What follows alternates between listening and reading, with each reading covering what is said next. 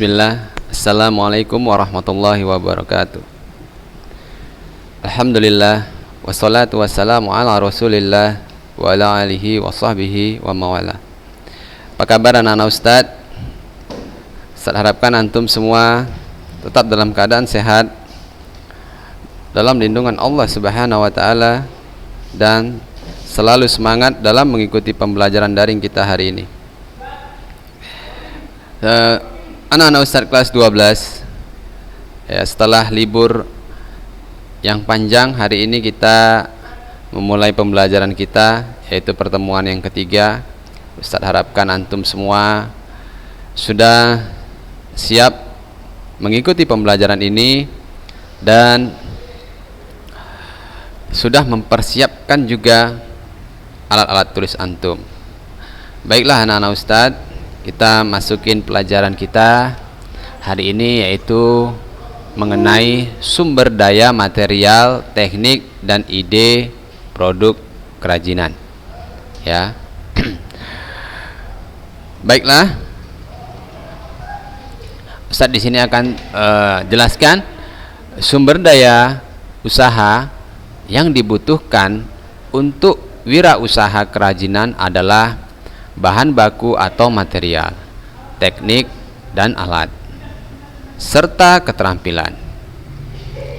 Wirausaha kerajinan untuk pasar lokal dapat dimulai dengan melihat potensi bahan baku, potensi teknik, dan keterampilan yang ada di daerah tersebut.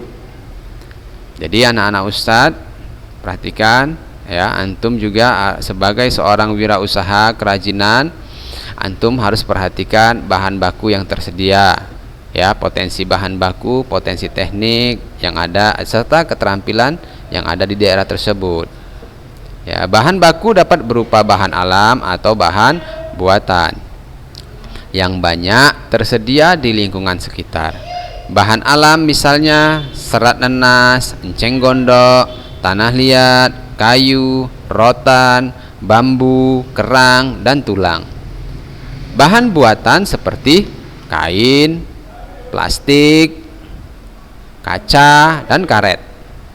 Bahan baku atau material yang akan dimanfaatkan untuk memproduksi produk kerajinan harus memiliki jumlah yang cukup besar agar produk yang dihasilkan memiliki standar untuk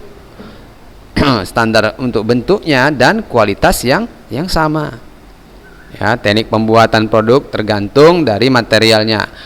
Beberapa teknik yang dapat digunakan untuk membuat kerajinan diantaranya adalah teknik ukir, teknik sambung, teknik anyam, dan teknik jahit. Jadi Ustadz pernah mengatakan bahwa ya, ketersediaan bahan baku di daerah tersebut harus antum perhatikan dalam membuat produk kerajinan.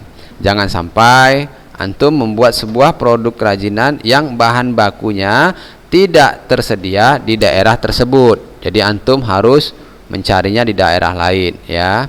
Itu akan membuat antum menjadi kesulitan dan menambah biaya produksi antum nanti. Kemudian antum juga harus perhatikan tentang keterampilannya ya. Bagaimana ya sumber daya manusia yang dapat membuat kerajinan yang antum inginkan ya, apakah dia mampu dengan teknik-teknik yang antum inginkan. Oke. Ya, berikutnya adalah perancangan dan produksi kerajinan untuk pasar lokal ya. Data tentang pasar sasaran, potensi bahan baku, dan teknik yang terdapat di daerah sudah diketahui ya. Jadi antum harus sudah survei dulu, sudah menanyakan ya, antum sudah tahu bahan bakunya yang tersedia di daerah tersebut ya.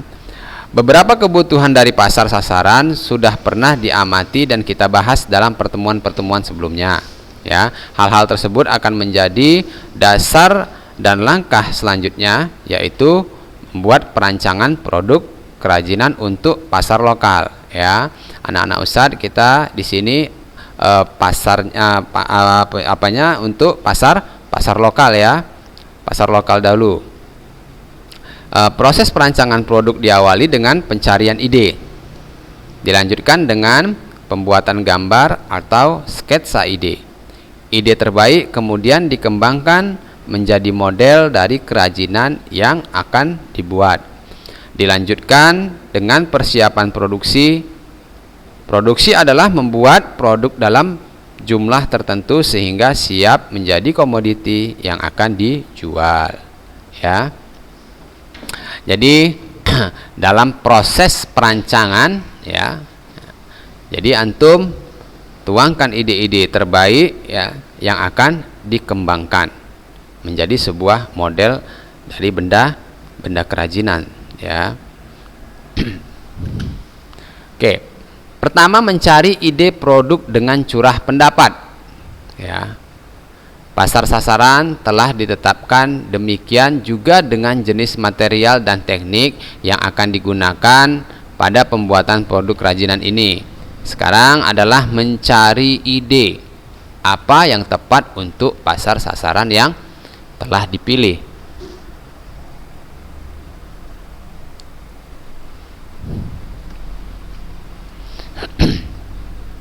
Cara yang dapat dilakukan adalah melalui curah pendapat atau brainstorming, ya, yang dilakukan dalam kelompok, ya. Antum nanti boleh membuat sebuah kelompok kecil, ya, yang kira-kira antum diskusikan. Antum mau membuat benda kerajinan, ya, antum ungkapkan pendapat antum, kira-kira bendanya seperti apa, ya, ide-ide antum, ya.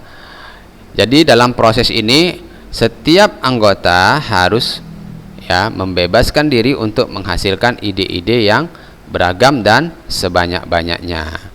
Ya, beri kesempatan juga untuk munculnya ide-ide yang tidak masuk akal sekalipun. Ya, jadi kadang-kadang kita juga, ya, melihat ada sebuah ide-ide yang kadang-kadang nggak terpikirkan oleh kita. Mungkin kawan kita membuat sebuah ide yang nggak terpikirkan kita, atau mungkin pun nggak masuk akal, ya. Tuangkan ide-ide tersebut dalam sketsa, ya. Jadi antum boleh gambar-gambarkan sketsanya agar tidak lupa, ya. Kadang-kadang ketika antum sudah punya ide tapi nggak pernah antum catat atau nggak pernah antum sketsakan, idenya hilang, ya, idenya hilang. Oke. Kunci sukses dari tahap brainstorming adalah jangan pernah merasa takut salah, ya. Jadi antum kalau punya ide jangan takut salah, atau mungkin nanti mungkin ide antum nggak diterima, jelek, jangan, ya. Antum harus berani, ya. Setiap orang berhak mengeluarkan pendapat, saling menghargai pendapat teman, boleh memberikan ide yang merupakan perkembangan dari ide sebelumnya. Dan jangan lupa mencatat setiap ide yang muncul. Nah, seperti yang Ustaz katakan di awal tadi, antum harus mencatat ketika sudah ada ide, ya. Boleh juga dengan mensketsanya, ya. Misalnya tentang alat bawah yang tepat untuk perlengkapan bulu tangkis, ya. Kalau antum perhatikan, ya, alat-alat atau tas mungkin, ya, yang bisa digunakan untuk perlengkapan olahraga bulu tangkis, ya. Antum bisa tuangkan ide-ide antum. Oke. Ada beberapa hal yang dapat didiskusikan, antara lain sebagai berikut, ya. Contohnya perlengkapan apa saja yang dibawa. Nah, kalau antum perhatikan orang main bulu tangkis itu apa aja yang dibawanya, ya. Kemudian berapa berat seluruh total perlengkapan tersebut, ya. Setelah antum tahu apa saja yang dibawa, antum kira-kira berapa nih berat bebannya, seberapa besar, dan bagaimana bentuknya. Nah, ini mengenai desainnya, ya. Berapa besar nanti ya bendanya yang akan antum buat, ya, dan bentuknya, modelnya seperti apa. Apakah alat harus dibawa, ya, tahan air, ya, alatnya misalnya peralatan-peralatannya itu harus tahan air, ya, atau tidak boleh, atau memang dia tidak bisa kena air. Bagaimana cara membawa tas tersebut? Ya, boleh antum pikirkan, bawa di sandang, di bahu, atau di jinjing, atau mungkin dengan tali. Ya, itu antum pikirkan kira-kira yang paling tepat yang mana. Bagaimana cara membukanya, mengeluarkannya, dan memasukkan perlengkapan tersebut ke dalam tas. Nah, ini ada beberapa hal yang harus didiskusikan, ya, yang bisa membuat ide-ide kita tuh muncul, ya. Nah, ini ada salah satu contoh sebuah sketsa, ya, gambar. Nah, ada bentuknya yang dijinjing, ya, tasnya. Ada yang disandang, di bahu, ada yang diselempangkan juga, ya. Jadi banyak desain yang bisa kita buat nanti. Oke, berikutnya yang kedua adalah rasionalisasi. Ya, apa itu rasionalisasi?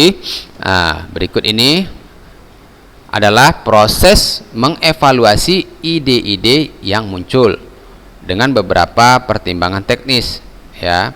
Di antaranya bagaimana cara menggunakan produk tersebut, apakah material yang ada sudah tepat untuk mewujudkannya, apakah kemungkinan untuk diproduksi dengan teknik produksi yang ada saat ini, bagaimana proporsi dan ukuran yang sesuai untuk produk tersebut agar mudah digunakan oleh manusia, dan pertanyaan-pertanyaan lainnya.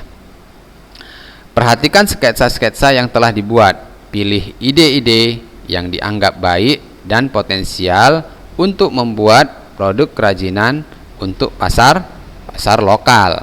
Ya, ingat anak-anak Ustadz, sekali lagi, kerajinan ini kita tujukan untuk pasar lokal. Kembangkan ide-ide ini dengan rasional, ya. Lalu tuangkan ke dalam sketsa-sketsa selanjutnya dan sketsa berikutnya. Nah, ini ada salah satu contoh bentuk tas, ya, contoh sketsa desain akhir sebuah tas, ya. Kita perhatikan, ya, bentuk tasnya. Nah, kemudian sudah diberi warna, ya, cara tempat membukanya dari atas, ya. Ini sudah desain akhir, ya, anak-anak Ustadz. Nah, jadi kalau kita lihat gambarnya sudah terbayang di bentuk tasnya yang aslinya seperti apa.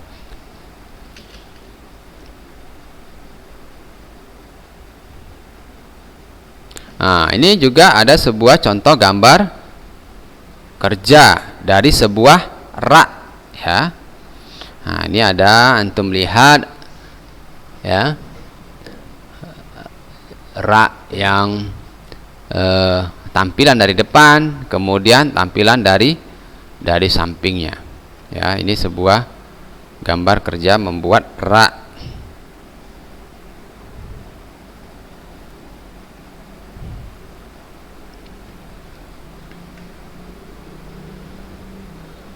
Oke, kemudian yang ketiga adalah prototyping atau membuat studi model. Sketsa ide yang dibuat pada tahap-tahap sebelumnya adalah format 2 dimensi. Artinya hanya digambarkan pada bidang datar. Produk kerajinan yang akan dibuat adalah bentuk 3 dimensi. Nah, kita akan membuat bentuknya menjadi 3 dimensi kerajinannya. Ya, tetapi kita tadi sketsanya digambarkan di bidang datar 2 dimensi. Maka studi bentuk selanjutnya dilakukan dalam format 3 dimensi, yaitu dengan studi model. Studi model dapat dilakukan dengan material sebenarnya maupun bukan material sebenarnya. Material sebenarnya adalah material yang akan digunakan pada produksi kerajinan. Alat bantu yang dapat digunakan dalam pembuatan studi model adalah gunting, cutter, lem, selotip, atau alat pemotong dan perekat ya. Jadi antum bisa membuatnya ya dengan menggunakan material yang asli ataupun yang bukan. Jadi antum buat contoh-contohnya ya, bisa antum buat ya dengan atau kertas yang antum buat dengan model-model tas tapi dalam material yang kertas, atau bisa juga dengan langsung menggunakan kain. Oke.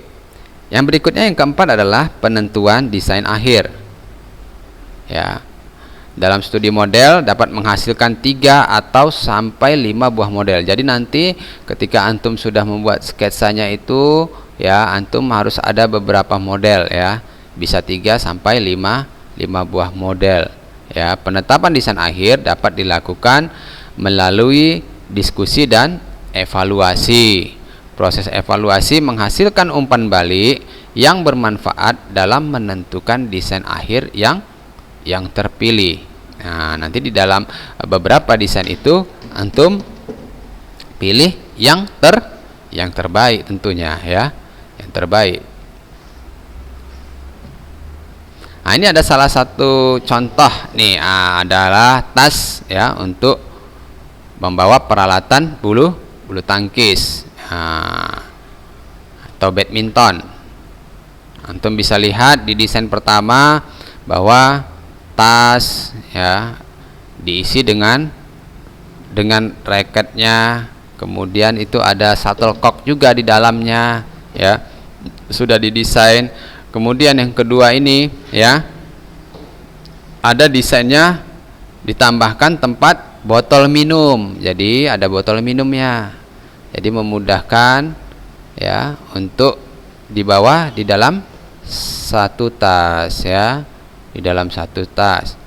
Kemudian nah ini contohnya yang lain. Nah ini desain yang lain ya, hanya tas saja, hanya dapat dimasukkan raket. Nah, kalau kita lihat yang pertama ini ya, bisa raketnya sama shuttlecock, kemudian ada raketnya, kemudian dapat dimasukkan minumannya, botol minumannya sekaligus. Ada yang ini hanya dapat membawa satu buah raket saja ya. Nanti kita akan pilih kira-kira desain mana yang paling baik. Nah, di sini kita lihat juga contoh-contoh desain rak sepatu. Jadi antum bisa lihat nih ada berbagai macam, ada 3 macam contoh rak sepatu ya. Ini ada rak sepatu ya, berbentuk kotak.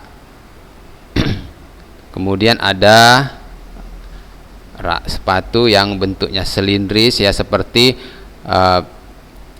pipa-pipa atau paralon-paralon ya, yang dibuat menjadi rak sepatu. Kemudian yang terakhir desainnya adalah rak sepatu yang di atasnya ada tempat duduknya.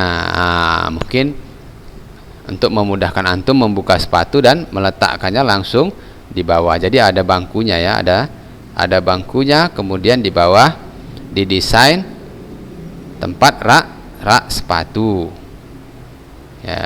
Antum boleh pilih kira-kira desain mana yang paling baik, yang paling tepat ya. Nah ini adalah salah satu contoh penentuan desain akhir ya. Tentunya antum sebelum menentukan sudah banyak pilihan-pilihan ya yang sudah dibuat ya. Ingat, dalam studi model ini antum minimal ada 3 sampai 5 buah model ya. Jadi antum bisa nanti mengevaluasinya kira-kira mana yang paling baik. Oke, untuk tugas anak-anak Ustadz pada materi ini ya, Ustadz akan memberikan tugas yaitu pengembangan desain produk kerajinan untuk pasar lokal. Ya, di sini tugasnya adalah buat beberapa sketsa ide bentuk dari produk fungsional tersebut. Ya, jadi antum harus pikirkan ya, buat sebuah produk fungsional. Jadi antum buat sketsanya, ya, antum buat, ya, antum gambar, kemudian antum pertimbangkan juga kenyamanan dan keamanan pengguna dalam menggunakan produk tersebut, ya. Jadi itu harus antum pikirkan dalam membuat produk kerajinannya, ya. Jangan nanti sudah buat bagus ternyata tidak nyaman digunakan. Kemudian pilih salah satu ide bentuk yang paling baik, ya. Jadi tadi antum buat beberapa sketsa, ya. Setelah antum pertimbangkan kenyamanan dan keamanannya, antum pilih salah satu dari sketsa yang antum buat itu, ya, yang antum anggap itu yang paling baik. Kemudian pikirkan dan tentukan teknik-teknik yang akan digunakan untuk membuatnya serta bahan dan alat yang dibutuhkan. Nah, pada pelajaran kita di kelas 11 sebenarnya kita sudah pernah membuat sebuah produk kerajinan benda pakai, ya, anak-anak Ustadz. Kalau mungkin antum masih ingat, ya, hanya saja kita tidak mengerjakannya dengan maksimal, ya. Di sini kita ada tugas, ya, untuk membuat sebuah produk kerajinan yang fungsional kembali, ya. Jadi antum bisa membuat model yang sama atau mungkin mendesain ulang kerajinan yang dulu pernah antum buat, ya, menjadi sebuah produk yang lebih baik, ya, dan lebih menarik dan lebih nyaman, ya, anak-anak Ustadz. Ustadz harapkan tugas ini antum bisa mengerjakannya. Ustadz beri waktu antum mengerjakannya 1 pekan. Jadi antum boleh nanti mengumpulkannya melalui jaringan pribadi Ustadz, ya. Ustadz beri waktu 1 pekan, ya. Ustadz harap anak-anak Ustadz dapat memahami materi-materi yang Ustadz sampaikan. Jika mungkin antum ada pertanyaan, antum boleh, ya, langsung menanyakan kepada Ustadz. Mungkin ini saja yang dapat Ustadz sampaikan untuk pembelajaran kita hari ini. Semoga apa yang Ustadz sampaikan menjadi ilmu yang bermanfaat dan menambah wawasan antum. Ustadz tutup pembelajaran kita hari ini. Subhanakallahumma wa bihamdik, asyhadu an la ilaha illa anta, astaghfiruka wa atubu ilaik. Assalamualaikum warahmatullahi wabarakatuh.